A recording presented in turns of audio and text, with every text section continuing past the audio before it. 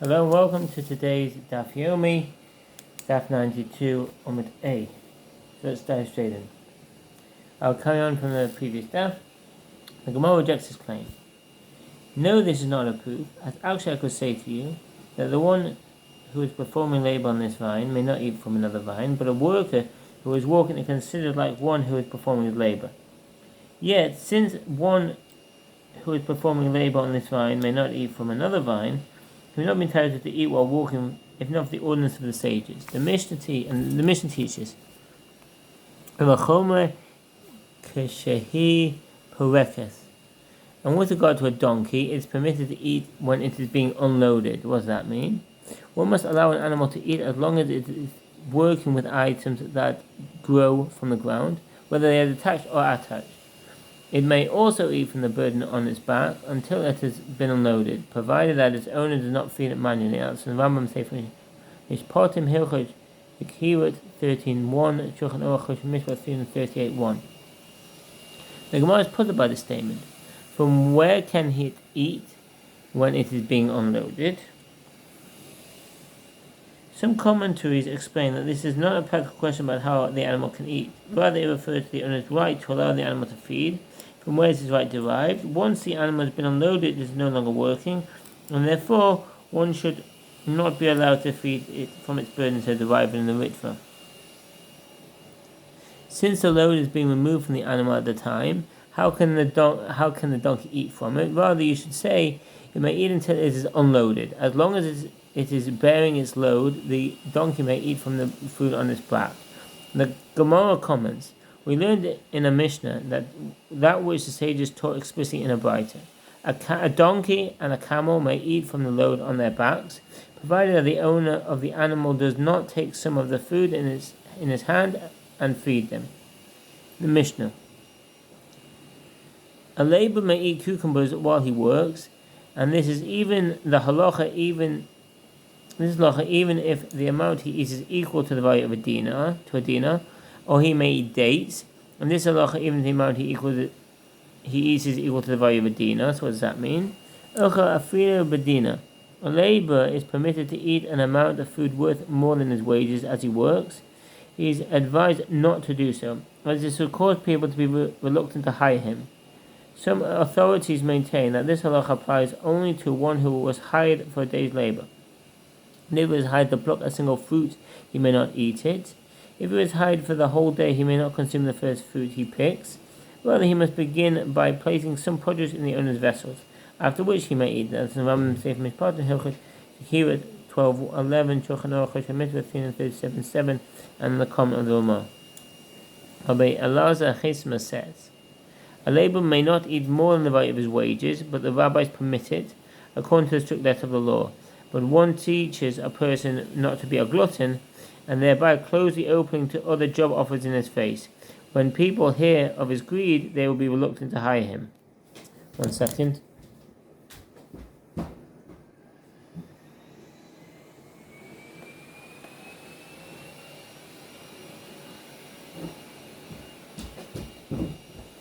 About that.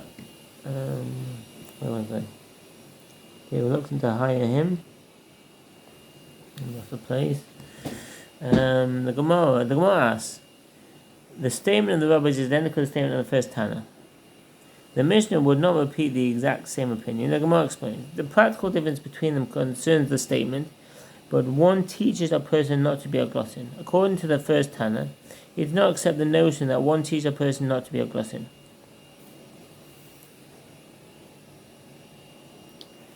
Melamdin ein melamdin. The early commentaries question the reasoning of the claim that one does not teach a laborer to be careful with the amount that he eats. After all, it is certainly proper to give good advice. Apparently the logic is that since the Torah entitled a worker to eat, it is unfitting to caution him against doing so. Furthermore, this may cause him to eat less than the standard amount. And from Rabbi Yonatan of Lunel and the Ritva.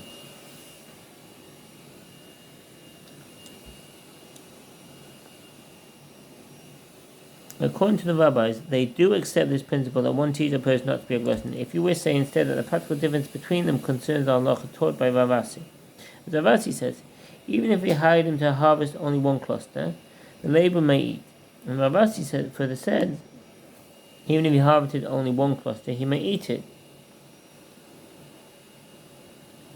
But some explain that this does not mean that the labourer may eat the entire cluster. Rather, even if he harvested a single cluster, he may eat part of it. That's the Meiri. The Gemara comments. And it was necessary for Ravasi to state both of these halachot, despite their apparent similarity, as he had taught us only this first one. One might have thought that he may eat because there was no other food to place in the homeowner's vessels, as he was hired to harvest only a single cluster. The Torah permits him to eat, and if he is not allowed to eat that cluster, what else is there for him to eat? But if there is produce left over to place in the homeowner's vessels, as in the second case, one might say that he should first place some of the vessels and then eat. I'll say that again.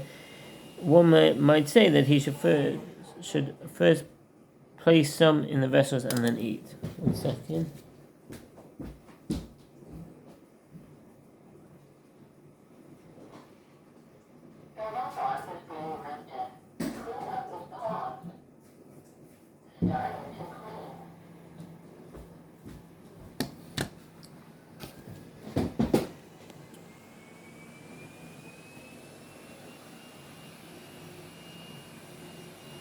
And had Ravasi told us only the second case, one might have said that the reason he may eat is that ultimately it is possible to fulfill the requirement to place produce in the owner's vessels, i.e. he can eat and still perform the task. But in a situation where ultimately it is not possible to fulfill his task, since if he were to eat the only cluster he was hired to harvest, there will be nothing left for him to do, one might say that he may not eat. Therefore, both halacha are necessary. The Gemara returns to the dispute of the Mishnah. If you would say that the practical difference between the opinions of the first Tana and the rabbis concerning the halacha taught by Rav, what is that? Ika b'nei Rav. The difference between them concerning the halacha taught by Rav. Some commentators explain that the opinion of the first Tana is the more lenient one, as it can be assumed that he agrees with Isi ben Yehuda, who permits all people to eat. Conversely, the rabbis who are more stringent when they seek to instruct the labourer reject Isi ben Yehuda's opinion, and so often arrive at. As Rav says, I found a concealed scroll, Megillah Sesorim, a concealed scroll. Until a relatively late stage in the Tanaic period, it was prohibited to commit the old Torah to writing. The Mishnah was edited and written down only when it became apparent that there was a real danger of losing the old tradition. Nevertheless, before the writing of the Mishnah, certain important information was in fact recorded in a very concise form as a memory aid. These scrolls were not available to the public, and for this reason they were referred to as concealed scrolls. Some explain that they were referred to as such because they included a collection of halacha not found elsewhere, not because they were intentionally hidden to the Goyim. The scroll mentioned here probably contained a list of halacha taught by several sages, including the ruling of Isi ben Yehuda cited by Rav. A document of this halacha in shortened form, so that they will not be forgotten. Rav discovered this document in Rav Chia's house, and it was written in it. Isi ben Yehuda, who's that? So personality note.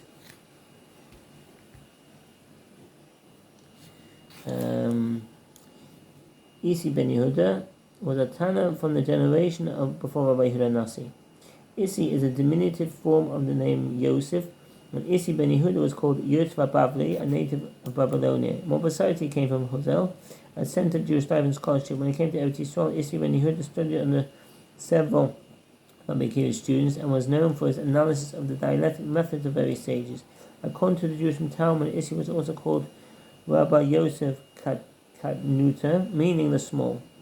In recognition of his deep-seated religious devotion, he is mentioned in the Mishnah as one of the last great pious men in Sota 49a. His halachic decisions and academic wisdom are cited in Braitot and in the Talmud.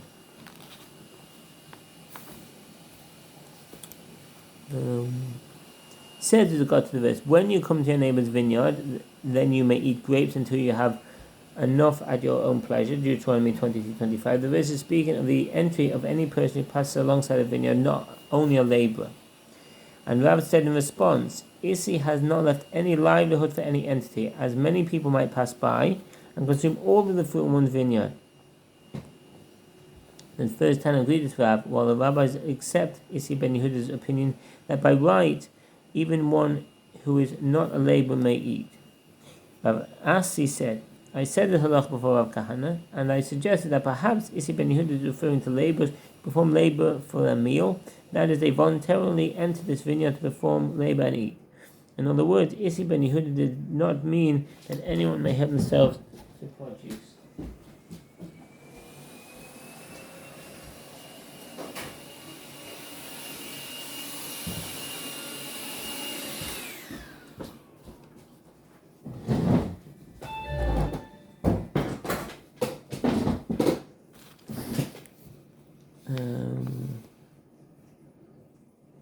Where was I? Well, if one chooses to perform labor in a vineyard of another, he may eat from his grapes, even if he was not hired by the owner. Rav Kahana said to me, even so, a person prefers to hire laborers to pluck the fruit of his orchard, rather than have everyone come and eat it. As he fears that people he did not hire might not perform the work properly. A dilemma was raised before the sages. In the case of a laborer who eats while performing labor, does he eat from his own property? I.e., is the food he eats in addition to his wages and therefore considered his private property, or does he eat from the property of heaven? What does that mean? Mishelo or Mishel Shemayim. The later commentaries discuss various aspects of this dilemma. The basic issue here is whether the laborer has monetary rights to the produce he eats, or whether he is granted merely a personal right to eat, which is an entitlement that he cannot transfer to anyone else. This is similar to the dispute between Rashi and Tosfot as to whether a laborer who plucked a fruit for himself may give it to someone else. With regard to a Nazarite as well, the dilemma is whether one who is prohibited from eating grapes can appoint an agent in his stead, in light of the principle that an agent cannot perform an action that is prohibited to the one who sent him. And that's from the Mahinei HaChochma and the Beit Aaron.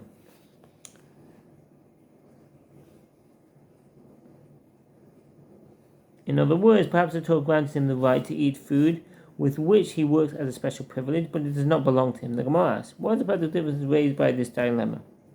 The Gemara answers, the difference is in a case where he says, I myself will not eat, but I will give the produce to my wife and children in my stead.